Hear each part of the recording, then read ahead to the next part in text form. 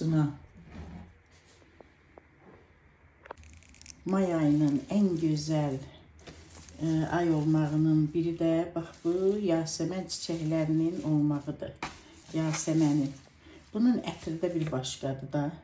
Deyirəm, deyəcəksiniz ki, Nata baxam, Nərgizdə belə deyil. İndi yasəməndə həqiqətən hər gülün özünün gözəl qoxusu var, rəngi var. Baxın, görün necə gözəl, hərəsi bir rəngdədir.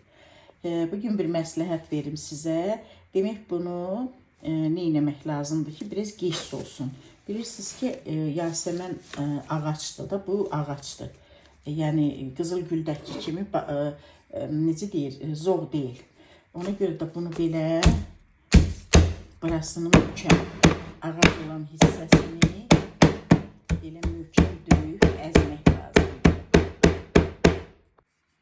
Baxın, belə döyüb əzdikdən sonra bu əzilməlidir ki, suyu qanına yaxşı çəksin və gec olsun.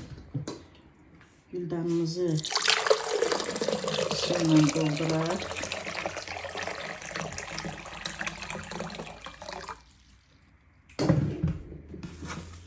Daha sonra bu güzel güllərimizi qoyaq güldanımıza.